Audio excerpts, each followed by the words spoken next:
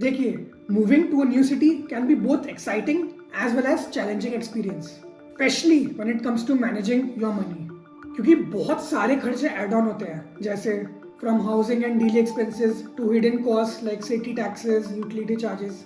तो इसके लिए प्रॉपर प्लानिंग करना बिकम्स रियली इंपॉर्टेंट। तो इस वीडियो में will discuss 6 major points. First, understanding the cost of living in the new city. Second, how to make a monthly budget. Third, how to choose your house wisely. Fourth, transportation options. Fifth, grocery shopping and eating out. And sixth, saving on utilities and internet. तो अगर हम cost of living की बात करें तो India has a vast variety of living cost, from bustling metros to peaceful smaller cities. तो basically थोड़ी बहुत आपको अपने एंड से रिसर्च करनी पड़ेगी for the average cost of housing, groceries, transportation, utilities, leisure activities and etcetera. जैसे we have prepared this table. तो ये सिटी टू सिटी डिपेंड करता है। जैसे कई सिटीज में आपका हाउसिंग रेंट बहुत ज्यादा है compare to the other cities. उसके साथ साथ और भी वेरिएशंस है इन categories like groceries, transportation, utility, internet. So you can get the whole picture from this table. तो अभी प्रीवियस टेबल की इन्फॉर्मेशन यूज करके एक मंथली बजट बना सकते हैं, because making a realistic budget becomes super important when it comes to reallocating to a new city. तो आप ये एक सिंपल बजट स्ट्रक्चर फॉलो कर सकते हो।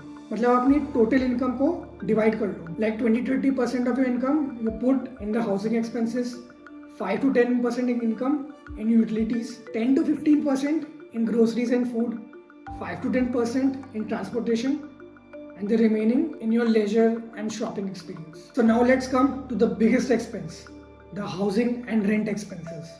तो जहाँ पे भी अगर आप अपना हाउसिंग सिलेक्ट करोगे, so consider these points. Proximity to work और स्कूल, ये बड़ा कन्वीनियंट ऑप्शन होता है, बिकॉज अगर अपने वर्क या स्कूल के पास में रहोगे तो आपका ट्रांसपोर्टेशन कॉस्ट भी बचेगा, उसके साथ और भी छोटे मोटे एक्सपेंसेस कम हो जाएंगे। Second, share accommodation. फिर से अगर आप बैचलर हो या एक सिंगल पर्सन हो, सो sharing a flat can significantly reduce your expenses. Third is using house hunting apps like No Brokerhood, Magic Bricks, 99 Acres to find your best rentals without brokerage fees. Now let's move towards transportation costs. तो देखिए, अगर already आपके पास अपनी vehicle है तो अगर आप नई सिटी में मूव करते हो तो आपके लिए तो बहुत आसानी होगी। बट अगर पब्लिक ट्रांसपोर्ट ऑप्शंस की बात करें, so here is a detailed chart. So इस चार्ट में हम लोग ने डिफरेंट पब्लिक ट्रांसपोर्ट मोड्स को लेकर उनका अप्रोक्सीमेट कॉस्ट रखा है per month, which includes metro, city bus, cabs and two wheelers. So feel free to take a screenshot if you want. तो अब आते हैं grocery shopping and dining out पर। तो ग्रोसरी शॉपिंग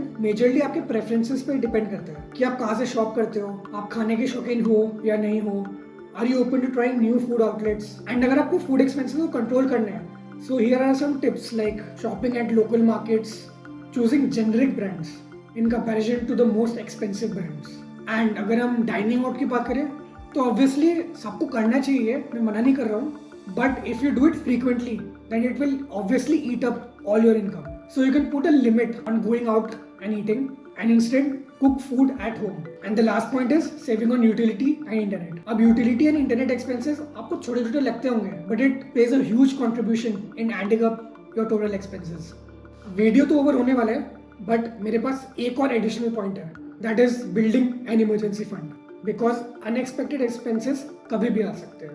तो सबका ये एम होना चाहिए कि they should save at least 6 to 12 months of living expenses as an emergency fund. तो अगर आपको वीडियो इन्फॉर्मेटिव लगा तो आप सब्सक्राइब कर सकते हैं, बिकॉज हम इस टाइप के वीडियोस एवरी वीक डालते हैं। एंड अगर आपके फाइनेंस से रिलेटेड कोई भी क्वेश्चंस है तो आप कमेंट्स में डाल सकते हो, हम ज़रूर उन्हें आंसर करेंगे। एंड ये नंबर भी नीचे, इस पर भी आप कॉन्टैक्ट कर सकते हो। एंड और फाइनेंस कंटेंट के लिए ये है वीडियोज़।